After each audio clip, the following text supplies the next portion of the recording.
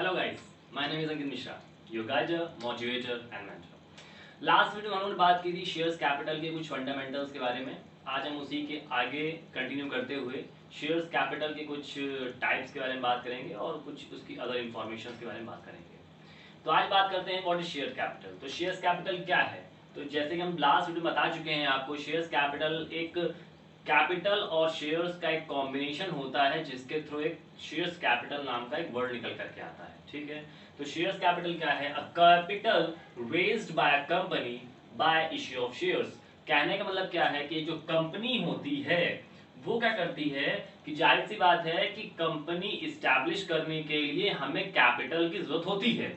ठीक, अब वो कैपिटल आएगी कहां से? जैसे मैंने आपको बताया था लास्ट वीडियो, कैपिटल कहां से आएगी? हमारे पास पूरा रुपया तो नहीं है, क्योंकि जाहिर सी बात है कि कोई जो एक कंपनी होती है वो एक स्मॉल यूनिट में नहीं होती, बहुत बड़ी स्ट्रक्चर में होती है। तो उस बहुत बड़े स्ट्रक्चर के लिए हमें एक बड़ा अमाउंट चाहिए होता है, बड़ी कैपिटल चाहिए होती है।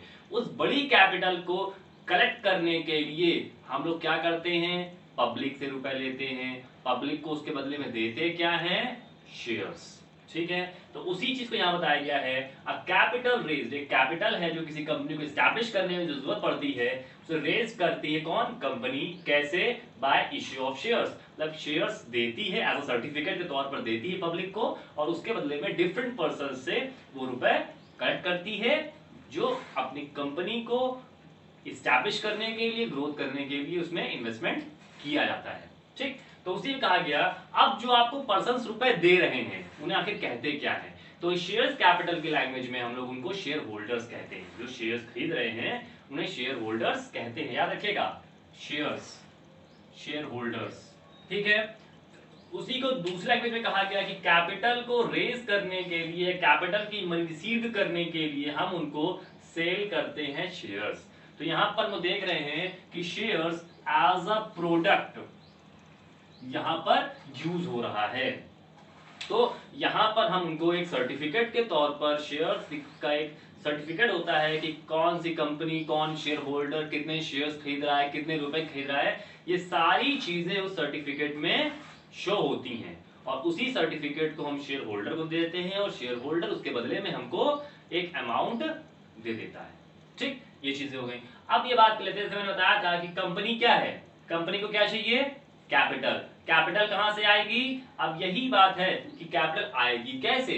कैपिटल तो आप ले सकते हो, लेकिन इस चैप्टर के अकॉर्डिंग यहां बात होने जा रही है कि जो कंपनी है वो कंसीडर करती है, सोचती है, समझती है कि कैसे क्या काम करना है, कैसे हमको कैपिटल इकट्ठा करनी है। तो क्या करते हैं कि कंपनी वाले जो मैनेजमेंट डिपार्टमेंट होता है वो कैपिटल को डिफरेंट पार्ट्स में बांट देते हैं, डिफरेंट यूनिट्स में बांट देते हैं, उसको हम लोग कहते हैं शेयर्स। ठीक है, शेयर्स के बारे में बात हम नेक्स्ट वीडियो में करेंगे, लेकिन हम बात कर रहे हैं शेयर्स कैपिटल के बारे में। तो यहाँ पर क्या है? शेयर्स। अब शेयर्स इन दोनों को मिल करके क्या नाम बन गया? Shares capital. अब यहाँ बात कर रहे हैं शेयर्स कैपिटल को कैसे क्लासिफाई करना है। तो यहाँ पर मैंने एक चार्ट बनाया हुआ है कि शेयर्स कैपिटल कैसे क्लासिफाई किया गया है, और इस क्लासिफिकेशन को पहले मैं एक्सप्लेन करूंगा और with the help of example समझाऊंगा कि कैसे क्या चीजें होती हैं। कट मत करना, क्योंकि इसमें बैलेंस शीट भी बननी है। ठीक है, तो बैलेंस शीट भी समझाऊंगा कि बैलेंस शीट कैसे बनती है। सबसे पहले शुरुआत करते हैं। तो क्लासिफिकेशन बात करने जा रहे हैं शेयर्स कैपिटल की। तो सबसे पहले बात हो रही है ऑथराइज्ड कैपिटल। ऑथराइज्ड कैपिटल क्या होती है? तो ऑथराइज्ड कैपिटल हम लोग कहते हैं हिंदी में अधिकृत पूंजी। अधिकृत पूंजी। तो अधिकृत पूंजी क्या होती है? जितने से कंपनी एक कैपिटल के साथ, जितने की कंपनी स्टैब्लिश करना चाहती है, समझ रहे हो ना? जैसे कि वो एग्जांपल में रखा हुआ है, a company was formed with N authorised capital of ₹20 lakh. मतलब क्या है कि एक जो कंपनी है वो अपनी कंपनी को इस्टेब्लिश करना चाहती, फॉर्म करना चाहती है विद ऑथराइज्ड कैपिटल के साथ। वो कितना रुपए है? 20 लाख। मतलब जितने से कंपनी इस्टेब्लिश होना चाहिए, जितने की कंपनी, तब हम लोग पहले से एस्टिमेट बना लेते हैं ना कि अरे यार ये कंपनी इतने, कोई एक प्रोजेक्ट है उस पर इतना इन्वेस्टमेंट होगा, तो उस इन्वेस्टमेंट को ध्यान में रखते हुए, उस एस्टिमेटेड वैल्यू को ध्यान में रखते हुए हम लोग कहते हैं उसको ऑथराइज्ड कैपिटल।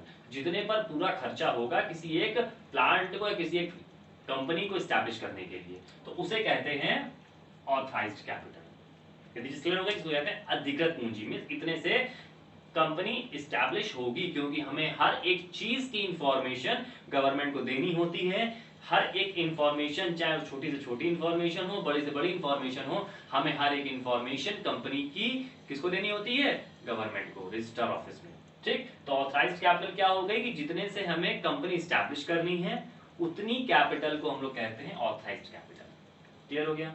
फिर बात कर लेते हैं ऑथराइज्ड कैपिटल के बाद, फिर आते हैं इशूड कैपिटल और अनइशूड कैपिटल। इशूड का मतलब क्या होता है? निर्गमित। तो निर्गमित मतलब क्या होता है कि वो कैपिटल जो कंपनी पब्लिक को इशू कर रही है रुपए लेने के लिए, मींस है ना, तो जो कंपनी को रुपए चाहिए किससे? शेयर होल्डर से या पब्लिक से, उसे कहते हैं इशूड कैपिटल। जैसे देखो यहां पर कहा, मैंने एग्जाम समझाया है कि ये तो मैं डिवाइड कर दिया। अब यहाँ कह रहा है कि हमने ऑथराइज्ड कैपिटल 20 लाख रुपीस थी, divided into 20,000 shares of 100 rupees, मतलब 20,000 शेयर्स हैं, हमने 100 रुपए में बांट दिए हमने, मतलब कंपनी ने। ये ऐसे बांटा गया है ताकि पब्लिक उसको इजीली परचेज कर सके। ठीक, अब यहां पर क्या हुआ कि it issued to public 15,000 share, मतलब थे 20,000 शेयर्स। ठीक है ना, 20,000 में हमने कितने बांटे हैं कि कितने मांगे हम लोगों ने? केवल 15,000 शेयर। जितने मांगे हैं वो हो जाते हैं इश्यूड कैपिटल।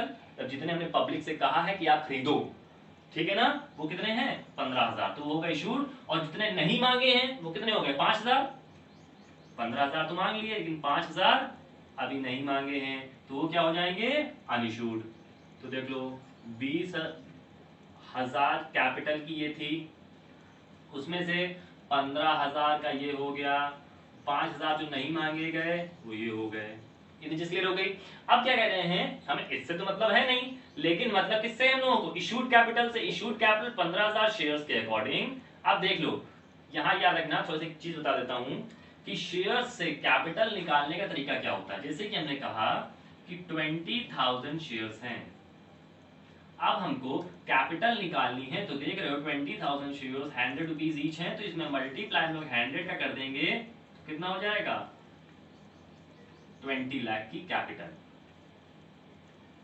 और अगर कैपिटल से शेयर में कन्वर्ट करना चाहेंगे तो क्या कर दोगे? 20 लाख में इसका डिवाइड कर दो, तो हमारा क्या निकल के आ जाएगा? 20,000 शेयर्स। तो ये मैं यहाँ पर 20,000 शेयर्स, 15,000 शेयर्स और 5,000 शेयर्स लिख रहा हूँ। कैपिटल आप इसी में मल्टीप्लाइड बाय 100 कर देना, तो आपकी कैपिटल निकल के आ जाएगी। ठीक है, अब हमने क्या कहा कि इशूड कैपिटल के बाद अब आपको देखना चाहिए, जाहिर सी बात है कि जितना आप पब्लिक को इशू करोगे कैपिटल रेज करने के लिए, अब पब्लिक कितना ले रही है उसको देखते हैं आगे। तो कंपनी ने इशू कर दिए 15,000 शेयर्स, लेकिन application were received for ₹12,000 shares, लेकिन सब एप्लीकेशन रिसीव्ड की गई। रिसीव्ड कौन करेगा? पब्लिक। तो पब्लिक कितने शेयर्स रिसीव कर रही है? 12,000 शेयर्स। इसका मतलब क्या है? रिसीव्ड का मतलब क्या है? सब्सक्राइब करना। तो सब्सक्राइब कौन करती? पब्लिक। तो 12,000 शेयर्स उन्होंने सब्सक्राइब किए हैं 100 रुपए के अकॉर्डिंग। ठीक है, अब ये बात हो रही है कि 15,000 थे, 12,000 सब्सक्राइब किए गए, 3,000 क्या हुए? सब्सक्राइब नहीं किए गए, तो उसे कहते हैं अनसब्सक्राइब, जो सब्सक्राइब नहीं किए गए। अब बात कर लेते हैं कि 12,000 पब्लिक सब्सक्राइब करती है, तो 12,000 हम लेने को तैयार हो गए, तो 12,000 का पेमेंट करेंगे ना। तो अब उसमें देखते हैं कि एक शेयर होल्डर था महेश, जिसने 12,000 में से 1,000 शेयर्स का पेमेंट नहीं किया है। तो याद रखना 12,000 थे, मांगे कितने गए? 12,000। कंपनी 12,000 तो मांगेगी, हमने कहा भैया कि हम 12,000 आपको पेमेंट करेंगे। अब कंपनी मांगेगी 12,000, तो उसे कहते हैं कॉल्ड अप। और जितने नहीं मांग रही हैं वो तो पता ही है हमें, 3,000 नहीं मांग रही। अब लेकिन क्या हो रहा है, 12,000 पेमेंट करना है, लेकिन एक शेयर होल्डर एक ऐसा है जिसने पेमेंट नहीं किया है। तो ध्यान रखना 1,000 जिसने पेमेंट नहीं किया है शेयर्स का, वो कहलाता है कॉल्स इन एरियर। याद रखना, जो शेयर होल्डर शेयर्स का पेमेंट नहीं करता है उसे कॉल्स इन एरियर कहते हैं। ठीक, और जो पेमेंट कर देता है उसे हम लोग कहते हैं पेड अप कैपिटल। ठीक है, ये मल्टीप्लाइड बाय 100 इसलिए लिख रहा हूं ताकि आप कैपिटल निकाल सको। अब यहां बात हो रही है, तो इतना क्लियर हो गया पेड अप कैपिटल और कॉल्स इन एरियर तक। फिर ये अनकॉल्ड अप है। जो अनकॉल्ड अप का मतलब क्या है कि कंपनी ने अपने पास रिजर्व करके वो चीजें रखी हुई है ना। तो इसी को दो तरीके से कैटेगराइज किया गया है, एक है अनरिजर्व कैपिटल, एक है रिजर्व कैपिटल। तो रिजर्व कैपिटल और अनरिजर्व कैपिटल हम लोग शेयर्स कैपिटल के जब शेयर्स का एक क्वेश्चन सॉल्व करेंगे तो लास्ट में बताएंगे कि जो रिजर्व कैपिटल क्या होती है, कि लास्ट में हमारे पास जो प्रॉफिट बचता है उसे कहते हैं रिजर्व कैपिटल, जो एट द सर्वाइवल टाइम पर या अपनी कंपनी की ग्रोथ के लिए या किसी को पेमेंट करने के लिए ऐसे टाइम पर जिस कैपिटल का यूज किया जाता है उसे कहते हैं हम लोग रिजर्व कैपिटल। इतनी चीज क्लियर हो गई। अब ये चार्ट तो आपको क्लियर हो गया। अब चार्ट के बाद हम लोग बनाएंगे अब बैलेंस शीट इस क्वेश्चन के बेसिस पर, ठीक है। तो ये चीज देख लेना। अब इसी के आगे हम लोग बात करते हैं बैलेंस शीट की, तो इसको रफ कर दे रहा हूं।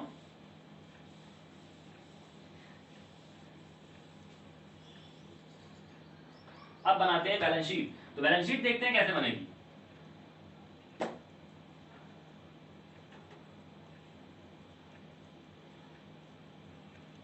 बैलेंस शीट एज ऑन 31 मार्च 2000, जो भी आप लिखेगा।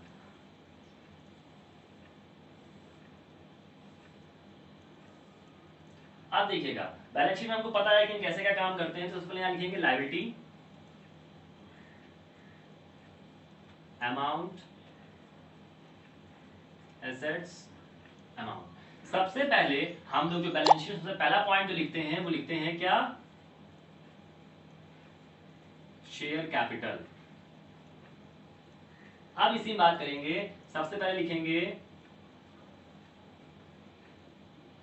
ऑथराइज्ड कैपिटल, ये मैंने लिखा हुआ है शॉर्ट में, देख लीजिएगा। अब देखो ऑथराइज्ड कैपिटल कितने से थी हमारी, 20 लाख रुपीस थे, 20,000 shares at the rate of rupees 100। तो यहां पर लिखेंगे 20,000 shares at the rate of rupees 100 each, ठीक। तो यहां पर जब लिखेंगे तो यहां पर कितना हो जाएगा 20 लाख, और इसको कर देंगे डबल लाइन से क्लोज। डबल लाइन से क्लोज इसलिए कर रहे हैं ताकि हम लोग इसका कोई यूज नहीं है यहाँ पर, केवल को बताने का मतलब है कि हाँ कितने की कैपिटल या कितने से कंपनी स्टैब्लिश होनी है, ठीक। तो ऑथराइज्ड कैपिटल हम लोग डबल लाइन से क्लोज कर देते हैं, इसका कोई यूज यहाँ पर नहीं होता। फिर बात करते हैं इशूड कैपिटल। तो इसी के नीचे फिर लिखेंगे इशूड कैपिटल। अब कितने शेयर्स इशू किए गए थे, देखो तो पब्लिक को इशू किए गए थे 15,000 शेयर्स। यहाँ लिखेंगे 15,000 shares at the rate of rupees. अब देखो यहाँ पर क्या था, 100 रुपीज इशू किया था, लेकिन हमको देखो यहाँ क्या किया कि इशू टोटल कितने रुपीज से करेंगे। देखो यहाँ पर कहा है कि कंपनी क्या करती है कि कुछ तरीके से फुल पेमेंट ले लेती है और कुछ तरीके होते हैं जिसमें हम लोग इंस्टॉलमेंट में लेते हैं। जब क्वेश्चन हम लोग लगाएंगे तब समझ आ जाएगा आपको। तो यहाँ पर 4 किस्तें इनको नाम दिया गया, एप्लीकेशन, अलॉटमेंट, फर्स्ट कॉल और सेकंड कॉल, ठीक। उन्हें किस्तों बांट दिया है, एप्लीकेशन 30 रुपए की, अलॉटमेंट 30 रुपए का, फर्स्ट कॉल 30 रुपए की और सेकंड कॉल 10 रुपए की। अब यहाँ पर क्या है कि कंपनी ने एप्लीकेशन मांग ली, अलॉटमेंट मांगा, फर्स्ट कॉल मांगी, लेकिन सेकंड कॉल नहीं मांगी गई है। सेकंड कॉल मांगी नहीं गई है, तो सेकंड कॉल का कोई काम है नहीं। आप देख लेते हैं। तो यहाँ पर बात कर रहे हैं कि अब यहाँ पर यही कहा गया कि एक शेयर होल्डर था जिसने अलॉटमेंट में 1000 शेयर्स का पेमेंट नहीं किया है। याद रखिएगा, तो 1000 शेयर्स का पेमेंट नहीं करेंगे। तो पहले इशू की बात कर लेते हैं। तो 15,000 शेयर्स थे 100 रुपए के according, 100 rupees each, 15 lakh. Double line से इसको भी हम लोग क्लोज कर देंगे। फिर बात करेंगे subscribed capital. Subscribed capital, called up, paid up capital. ये तीनों चीजें एक साथ लिखेंगे तो यहां पर कितना होगा, तो देख लो 12,000 शेयर्स की सब्सक्राइब मांगा हुआ था। तो 12,000 shares at the rate of rupees. अब देख लो सब्सक्राइब कितने रुपीज है, इशू कितने पैसे हुआ था, ठीक। तो यहां पर देख लो तो कैसे क्या काम हो रहा है। तो 10 रुपए तुम लोग लेना नहीं है, तो कितने रुपए को टोटल 90 रुपीज। क्यों, सही कह रहे हैं आप, ध्यान रखना 90 रुपीज, जिसमें से 30 रुपए का पेमेंट नहीं हुआ है, ठीक। तो अब देख लेते हैं कैसे काम करेंगे। तो 12,000 में से 60 रुपीज के अकॉर्डिंग काम करेंगे तो कितना हो जाएगा 7,20,000। उसके बाद फिर क्वेश्चन में क्या कह रहा है, जिसमें से एरियर हुआ है 1000 शेयर्स का।